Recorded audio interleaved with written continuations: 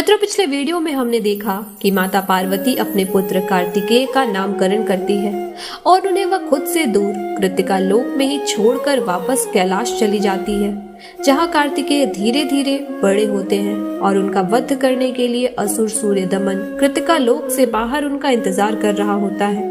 अब आगे कार्तिकेय मोर पंख लेने कृतिका लोक से बाहर आते हैं, जहां उनकी मुलाकात असुर सूर्य दमन से होती है। इधर माता पार्वती को पता चल जाता है कि सूर्य दमन कार्तिकेय के ऊपर प्रहार करने वाला है। तब नारायण और महादेव इंद्रदेव और अग्निदेव को कार्तिकेय की रक्षा के लिए भेजते हैं। इधर सूर्य दमन और कई असुर मिलकर कुमार कार्तिकेय के ऊपर प्रहार करने लगते हैं। अभी तक कार्तिकेय को यही समझ नहीं आ रहा था कि आखिर ये लोग उसके प्राण क्यों लेना चाहते हैं। कार्तिकेय यह सोच ही रहा था, तभी सूर्य दमन अपने औजार से कार्तिकेय के ऊपर प्रहार कर देता है, जिनके प्रहार को इंद्रदेव अपने वज्र से रोक देते हैं। कार्तिकेय परेशान होते हुए कहते हैं, कौन है आप लोग? इससे पहले मैंने आप लोगों को कभी नहीं देखा। आप लोग मेरी सहायता क्यों करना चाहते हैं? और ये असुर कौन है? ये अचानक मुझ पर आक्रमण क्यों कर रहे हैं? तभी वहां सभी कृतिकाएं आ जाती है। वह चिल्लाते हुए कहती है, कुमार कार्तिकेय, पुत्र कृतिका लोक में वापस लौट आओ। कार्तिकेय, नहीं माता, जिन्होंने मुझे ललकारा है उसे बिना उत्तर दिए मैं नहीं आ सकता, और मेरी सहायता में आए यह दो सज्जन जिन्हें मैं जानता तक नहीं, अपने ही युद्ध में उन्हें अकेला छोड़कर आना मुझे स्वीकार नहीं होगा। सभी असुर कार्तिकेय पर हमला करते हैं और इधर अग्निदेव और इंद्रदेव तथा कार्तिकेय तीनों उनसे युद्ध करने लगते हैं। तभी युद्ध भूमि में शुंभ निशुंभ और तारकासुर आ जाते हैं और इंद्रदेव और अग्निदेव को अपने शक्ति पाश से बांध देते हैं। शुंभ कहता है, यही है वो जो पहले 6 भागों में बटा, और अब वह 6 भागों की सम्मिलित शक्ति इसमें है। तारकासुर कहता है, 1 हो या 6, सबका अंत करूंगा मैं। देखता हूँ मेरे काल को कल्पित होने से कौन रोक सकता है। फिर तारकासुर कुमार कार्तिकेय पर प्रहार करने लगता है। तभी कार्तिकेय की रक्षा करने माता पार्वती युद्ध भूमि में अपना विकराल रूप महाकाली के रूप में आती है और इंद्रदेव तथा अग्निदेव को तारकासुर के बंधन से मुक्त कर देती है। सभी असुर कार्तिकेय पर प्रहार करने लगते हैं। तब महाकाली सभी असुरों का नाश करने लगती है। वह तेज हुंकार भरते हुए एक एक करके सभी असुरों का सर धड़ से अलग करती जाती है। सारे असुर लहूलुहान होकर जमीन पर गिरने लगते हैं। देखते ही देखते तारकासुर का एक भी असुर नहीं बचता। महाकाली का ऐसा विकराल रूप देखकर तारकासुर, शुंभ निशुंभ और सूर्य दमन सब भयभीत होकर वहां से भाग जाते हैं। फिर महाकाली कुमार कार्तिकेय को देखकर उसे देखते ही रह जाती है। वह बड़े प्रेम से कार्तिकेय को देखती है। उनके चेहरे पर अपने पुत्र से मिलने का प्रेम और संतोष साफ झलक रहा था। उनकी आंखों में अश्रु की धारा थी जो खुशी के आंसू थे। महाकाली को देख कार्तिकेय के लिए और भी मुश्किल हो जाता है यह समझना कि ये हो क्या रहा है और यह भयंकर देवी कौन है। कुमार कार्तिकेय कृतिकाओं से पूछते हैं, तो इसलिए आपने मुझे सदा कृतिका लोक से बाहर आने नहीं दिया माता, क्योंकि आप जानते थे कि मुझ पर आक्रमण होगा। आखिर कौन है वो लोग और क्यों वे लोग वर्षों से मेरी प्रतीक्षा कर रहे थे? क्यों वह लोग मेरे प्राण लेना चाहते थे? और कौन है यह देवी जो इस विकराल रूप में मेरे प्राण बचाने आई है? बताओ माँ। फिर महाकाली अपने पार्वती रूप में आ जाती है, जिसे देखकर कार्तिकेय आश्चर्यचकित हो जाते हैं। कार्तिकेय पार्वती से पूछते हैं, कौन है आप? अपना परिचय दीजिए। पार्वती, मैं पार्वती हूँ, महादेव की अर्धांगिनी।